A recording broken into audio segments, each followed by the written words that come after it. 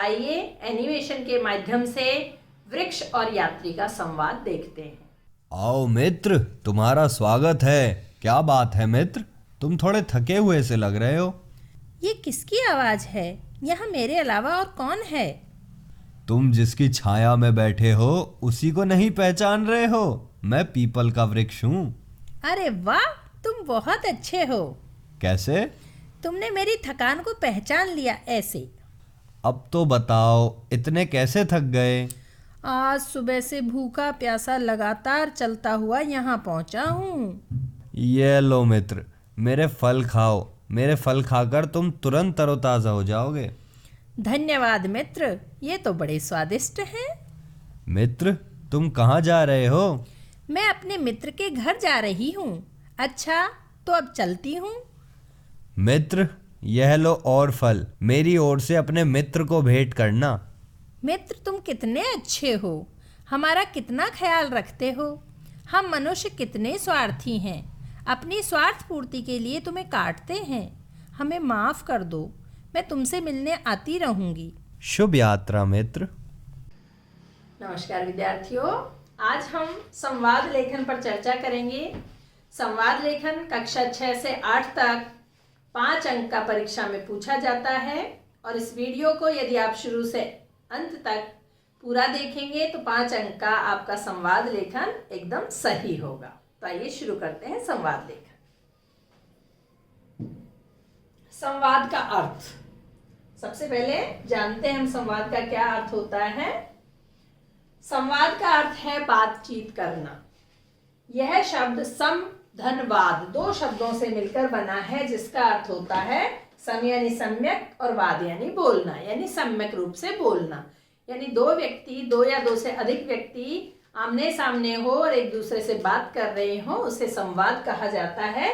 लेकिन एक तो बोलना होता है और एक लिखना होता है, यानी जो हम बोलते हैं आपस में उसी को लिखित रूप देना संवाद लेखन कहलाता है। जब 2 या 2 से अधिक लोग आपस में बातचीत करते हैं तब उनके द्वारा एक दूसरे के सामने अपने विचारों को प्रकट करने के लिए जो कथन प्रयोग किए जाते हैं उन्हें ही संवाद कहते हैं। इस वार्तालाप के लिखित रूप को संवाद लेखन कहते हैं। अब है अच्छे संवादों की क्या विशेषताएं होनी चाहिए। संवाद छोटे, चुटकीले और सारगर्भित होने चाहिए।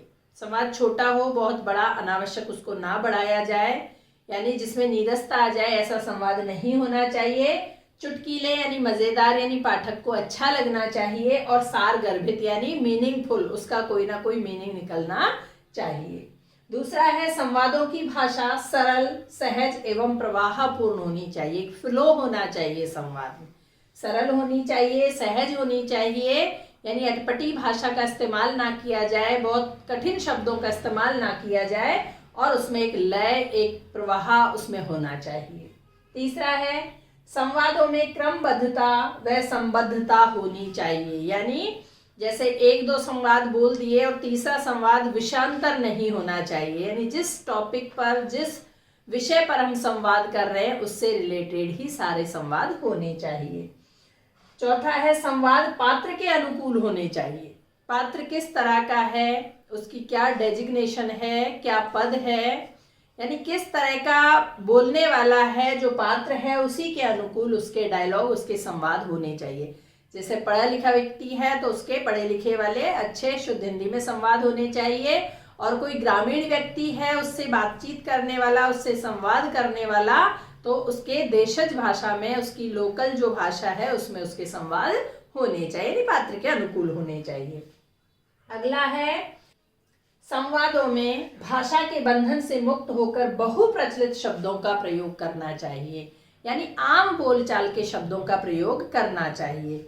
भाषा के बंधन में नहीं फंसना है हमें कि बात सीधी थी पर टेढ़ी हो गई, यानी हम इतने कठिन शब्दों का प्रयोग ना करें कि जो कहना चाह रहे हैं वह बात पाठकों तक ना पहुंच पाए।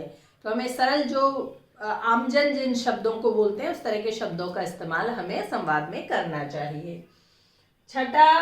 छठी विशेषता है संवादों में पात्र की अवस्था व पद के अनुरूप संबोधन शब्दों का प्रयोग करना चाहिए।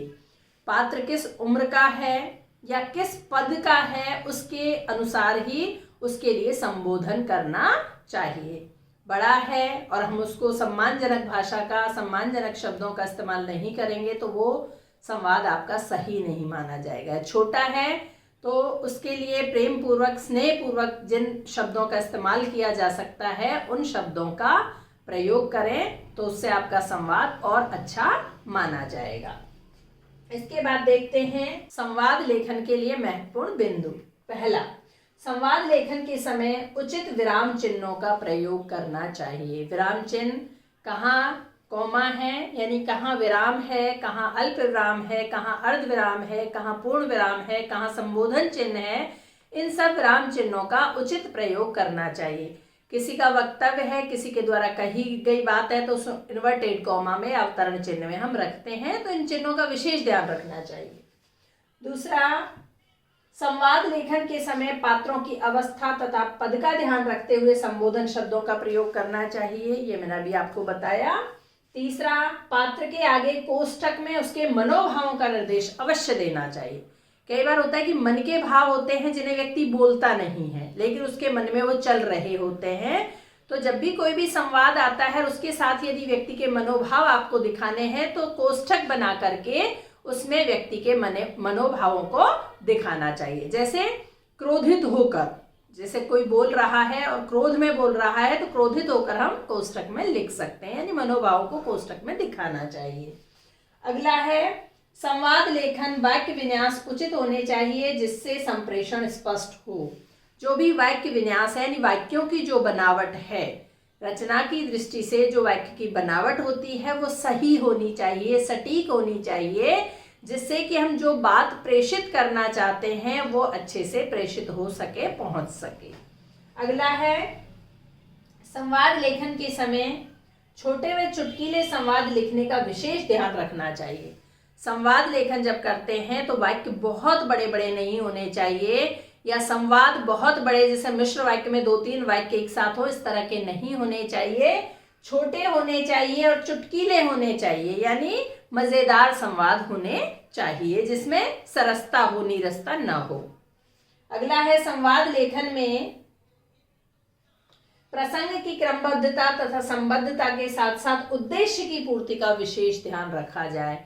यानी क्रमबद्धता और सुसंबद्धता की बात हम पहले भी कर चुके हैं कि एक दूसरे से लिंक होने चाहिए और विषय से रिलेटेड होने चाहिए सारे जो संवाद हैं, लेकिन उसमें उद्देश्य की पूर्ति यानी किस उद्देश्य से वो संवाद किया गया है, वो उद्देश्य पूरा हुआ या नहीं हुआ, उसकी पूर्ति के बाद ही उस संवाद का समापन करना चाहिए।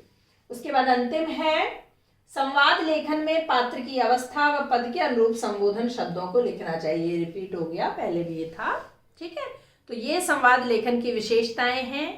आइए अब स्वच्छता अभियान की सफलता पर 2 विद्यार्थियों का संवाद सुनते हैं। अरे दिनेश, इतनी जल्दी जल्दी कहाँ भागे जा रहे हो? कहीं नहीं, विद्यालय जा रहा हूँ। आज तो रविवार की छुट्टी है, फिर क्यों जा रहे हो? आज मेरे विद्यालय के विद्यार्थी स्वच्छता अभियान हेतु एक झुग्गी झोपड़ी बस्ती में जा रहे हैं, मैं भी उनके साथ जा रहा हूँ। शाबाश, परंतु इन इलाकों में सफाई करना बहुत मुश्किल है। मुश्किल तो है, किंतु यहीं स्वच्छता की सबसे ज़्यादा ज़रूरत है। दिनेश, यह तुमने ठीक कहा। स्वच्छता अभियान ने बहुत जल्दी ही देश भर में अपना असर दिखाना शुरू कर दिया है। देखना, जल्दी ही देश भर में लोग इस आंदोलन का हिस्सा बनकर बढ़ चढ़कर इसमें भाग लेंगे। धन्यवाद दिनेश, फिर तो इस दशक का यह सफलतम आंदोलन होगा। अब हम संवाद का लिखित रूप देखते हैं।